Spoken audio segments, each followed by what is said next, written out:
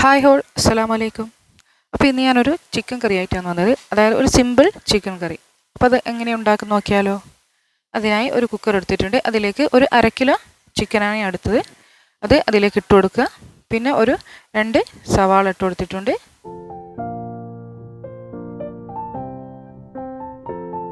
പിന്നെ അതിലേക്ക് ഒരു 2 തക്കാളി, അതേപോലെ ഒരു 5-6 പച്ചമുളകും ചേർത്ത് കൊടുത്തിട്ടുണ്ട്. പിന്നെ കുറച്ച് ഇഞ്ചി വെളുത്തുള്ളി പേസ്റ്റും ചേർത്ത് കൊടുക്കുന്നുണ്ട്. പിന്നെ ഇതിലേക്ക് വേണ്ട മസാലകൾ ഏതെല്ലാം നോക്കാം. 1/2 ടീസ്പൂൺ മഞ്ഞൾപ്പൊടി, 1 ടീസ്പൂൺ മുളകിൻ്റെ പൊടി, ഒരു 3 ടീസ്പൂൺ മല്ലിപ്പൊടി. പിന്നെ അതേപോലെ ഞാൻ വറുത്ത മല്ലി ഉണ്ടായിരുന്നു, അപ്പോൾ അത് 1 ടീസ്പൂൺ ഇട്ട് കൊടുക്കുന്നുണ്ട്. പിന്നെ ഒരു ടീസ്പൂൺ ചിക്കൻ മസാല, ഒരു 1/2 ടീസ്പൂൺ കുരുമുളകിൻ്റെ പൊടി, ഒരു 1/4 ടീസ്പൂൺ ഗരം മസാല, പിന്നെ ആവശ്യത്തിന് ഉപ്പും ചേർത്ത് കൊടുക്കുക. പിന്നെ കുറച്ച് കറിവേപ്പിലയും. പിന്നെ ഇതിലേക്ക് കുറച്ച് വെളിച്ചെണ്ണ ഒഴിച്ചു കൊടുക്കുന്നുണ്ട്. അപ്പോൾ ഇതെല്ലാം കൂടി നല്ലോണം കൈ കൊണ്ട് മിക്സ് ചെയ്യുക.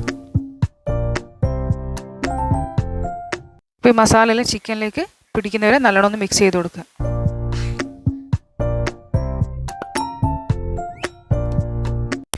പിന്നെ ഇതിലേക്ക് ആവശ്യത്തിന് വെള്ളം കൂടി ചേർത്ത് നമുക്കിതൊന്ന് വേവിച്ചെടുക്കാം.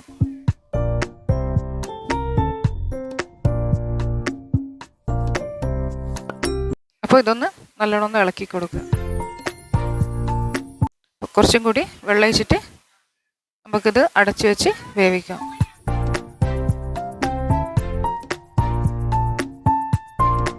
ഒരു 3 വിസിൽ മതി ചിക്കൻ വേവാൻ. അപ്പോൾ നമുക്കിതൊന്ന് വേവിച്ചെടുക്കാം.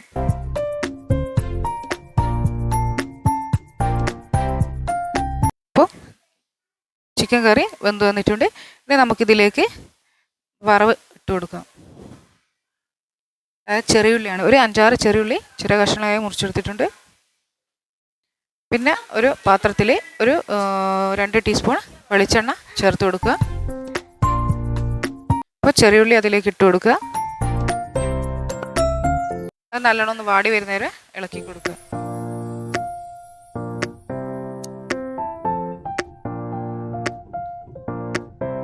ചെറിയുള്ളി നല്ലോണം ഒന്ന് വാടി വന്നാൽ അതിലേക്ക് 1 ടീസ്പൂൺ ഉലുവ ഇട്ട് കൊടുക്കുക.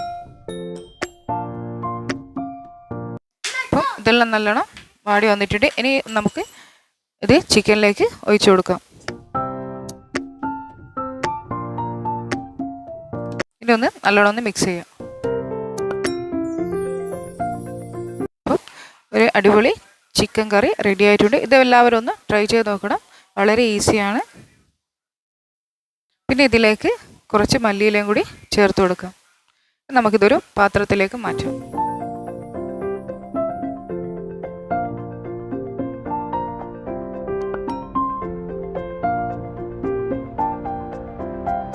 അപ്പോൾ ചാനൽ എല്ലാവരും ഒന്ന് ലൈക്ക് ചെയ്യുക, ഷെയർ ചെയ്യുക, സബ്സ്ക്രൈബ് ചെയ്യുക.